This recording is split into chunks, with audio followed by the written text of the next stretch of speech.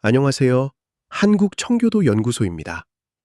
오늘 우리가 함께 살펴볼 주제는 비상한 기도, 위기를 돌파하는 영적 원리입니다. 사도행전 16장에 숨겨진 한밤중의 결박을 푸는 기도 합주의 비밀을 함께 살펴보겠습니다. 끝까지 함께 해주시기 바랍니다. 기도에는 두 가지 패러다임이 있습니다. 먼저 통상적인 기도입니다. 에베소서 6장의 일상적인 영적 호흡이며 매일의 감사와 평안 속에서 드리는 규칙적인 교제이고 잔잔하고 지속적인 영적 상태를 유지하는 것입니다. 반면 비상한 기도는 다릅니다. 위급한 상황과 극심한 고난 속에서 발동되는 영적 무기입니다. 하나님이 특별한 역사를 이루시고자 할 때 요구되는 예외적인 집중입니다. 그리고 기도 합주회, 즉 성도들이 오케스트라처럼 연합하여 올리는 영적 교향곡입니다. 스가랴 10장 1절은 이렇게 말합니다. 봄비 때에 여호와, 곧 구름을 일게 하시는 여호와께 비를 구하라. 무리에게 소낙비를 내려서 밭의 채소를 각 사람에게 주시리라. 축복은 곧바로 오지 않습니다. 위기와 고난의 형태로 먼저 다가옵니다. 이것이 영적 건기입니다. 그러나 그 고난의 바닥에서 비상한 기도가 발동됩니다. 반드시 비가 오는 봄비 때라 할지라도 성도는 비상한 기도로 그 축복을 청구해야 합니다.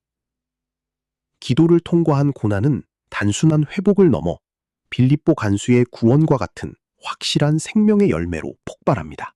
극심한 위기가 발생할 때, 즉 착고의 매임과 억울한 투옥과 재난과 질병의 상황에서 사탄의 목적이 있습니다. 욥기 1장과 데살로니가전서 2장 18절을 보면 사탄은 시선을 상실과 고통에 고정시키고 불평과 원망을 증폭시켜 영적 절망과 하나님을 향한 비난으로 이끄는 것을 최종 목표로 삼습니다. 그러나 성도의 돌파는 다릅니다. 사도행전 16장 25절을 보면 비상한 기도를 발동하여 찬송과 감사로 마귀의 낙심 전략을 억제하고 하나님의 기적적 개입을 초청하는 것이 최종 결과입니다. 항상 기도하고 낙심하지 말아야 할 것은 낙심이야말로 마귀가 가장 즐겨 쓰는 무기이기 때문입니다. 누가복음 18장 1절의 말씀입니다. 바울과 실라의 기도는 조용한 예배당에서 이루어진 통상적 기도가 아니었습니다. 최악의 장소, 가장 혹독한 시간, 가장 노출된 방식으로 드려진 비상한 기도의 세 가지 요소가 결합될 때 기적이 일어났습니다. 첫째는 감옥, 장소의 극한으로 절망의 한가운데서입니다. 둘째는 한밤중, 시간의 극한으로 육체적 한계를 넘어서입니다. 셋째는 큰 소리, 방식의 극한으로 공개적인 영적 선포입니다. 이 세 가지가 하나로 합쳐질 때 결박이 해제되었습니다. 첫 번째 조건은 감옥입니다. 절대 절망 속의 기도입니다. 세 가지 상황이 있습니다. 통제력 상실, 발이 착고에 단단히 채워져 스스로 아무것도 할 수 없는 상태입니다. 육체적 고통, 억울하게 심한 매를 맞고 상처가 찢어진 절망적 환경입니다. 영적 방어선, 사탄이 성도의 발을 묶어 하나님을 향한 원망을 강요할 때 기도는 그 불평을 차단하고 평강을 지키는 유일한 방어선입니다. 빌립보서 4장 6절과 7절의 말씀입니다. 아무것도 염려하지 말고 다만 모든 일에 기도와 간구로 너희 구할 것을 감사함으로 하나님께 아뢰라. 이것이 감옥에서의 경험이 낳은 바울의 훗날 고백입니다. 두 번째 조건은 한밤중입니다. 육체의 한계를 거스르는 물리적 결단입니다. 겟세마네의 실패를 보십시오. 누가복음 22장을 보면 육신의 피곤함에 굴복하여 잠든 제자들이 있었습니다. 피곤하여 쉬고 싶다는 육적 성향을 방치하면 영적 패턴은 죽고 심령은 차가워집니다. 그러나 한밤중 기도의 승리는 다릅니다. 자야만 하는 시간, 극도의 피로 속에서도 깨어있음을 선택하는 것입니다. 어둠과 정적은 모든 시각적 방해를 차단하여 절대적인 영적 집중을 가능하게 합니다. 로마서 8장 13절, 성령의 역사로 육신의 행실을 죽일 때 생명력이 살아납니다. 육체가 한계에 달한 비상한 시기에는 기도하는 자세 자체가 영적 투쟁입니다. 칼빈의 실천적 조언입니다. 3가지 지침이 있습니다. 첫째, 수면의 법칙입니다. 극도로 피곤할 때 무릎을 꿇고 앉아 기도하면 100% 수면 상태로 빠집니다. 둘째, 일어서라입니다. 육신의 본능을 깨우기 위해 의지적으로 자리에서 일어나야 합니다. 셋째, 걸으며 붙잡으라입니다. 자꾸 눕고 싶은 유혹이 든다면 걷거나 기둥을 단단히 붙잡고 소리내어 기도하십시오. 다니엘의 결단을 보십시오. 다니엘 6장에서 사자굴의 위협 앞에서도 타협하지 않고 창문을 열고 기도했던 비상한 의지가 필요합니다. 3번째 조건은 큰 소리입니다. 공적 개입을 초청하는 공개적 선포입니다. 사도행전 16장 25절을 보면 바울과 실라가 기도하고 하나님을 찬송하며 죄수들이 듣더라고 했습니다. 왜 모두가 자야 할 한밤중에 남들이 다 듣도록 큰 소리로 기도했습니까? 공적 선언 때문입니다. 숨어서 하는 개인적 탄식이 아니라 하나님이 우리의 기도에 개입하실 것을 선포하는 행위입니다. 그리고 영적 파장 때문입니다. 이 기도는 단순히 자신들의 위로를 위한 것이 아니었습니다.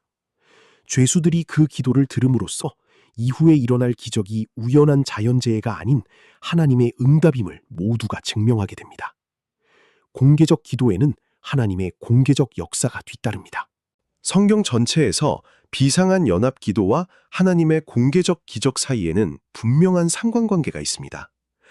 홍해 앞에서 뒤쫓는 애굽 군대를 만났을 때 모든 이스라엘 회중 앞에서 지팡이를 들고 부르짖었더니 바다가 갈라지는 전무후무한 구원이 일어났습니다.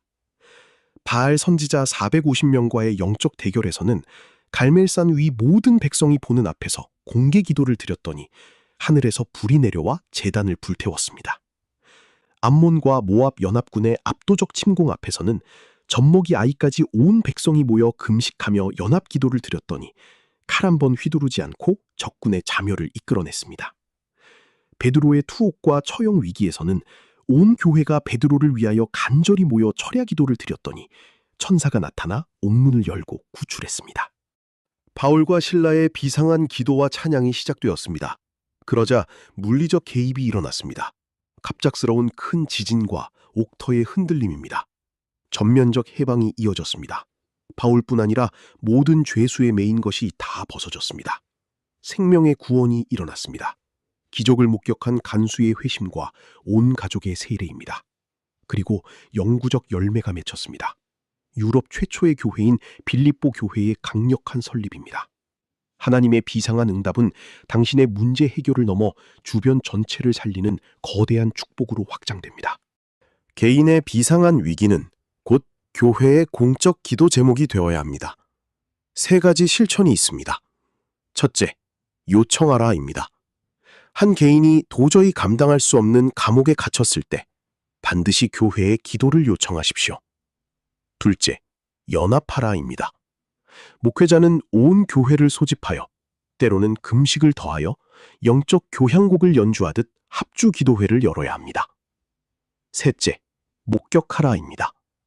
교회가 하나 되어 큰 소리로 부르짖을 때 모든 성도가 기도의 응답을 목격하게 되고 이는 곧 온 교회의 찬양과 감사로 이어집니다. 사도행전 12장 5절 교회는 그를 위하여 간절히 하나님께 기도하더라. 전체를 종합하겠습니다. 고난의 진입, 즉 마귀의 괴계입니다.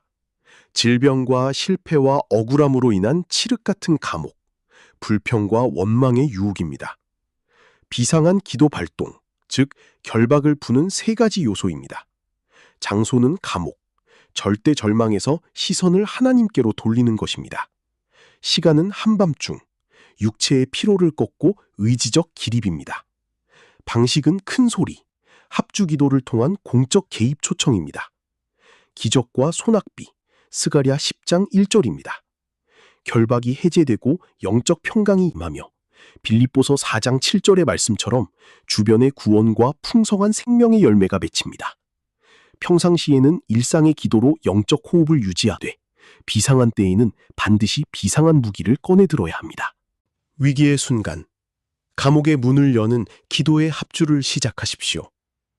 당신이 마주한 한밤중은 가장 강력한 하나님의 역사가 시작될 최적의 시간입니다. 더 많은 자료가 궁금하시다면 한국청교도연구소 웹사이트에서 만나보실 수 있습니다.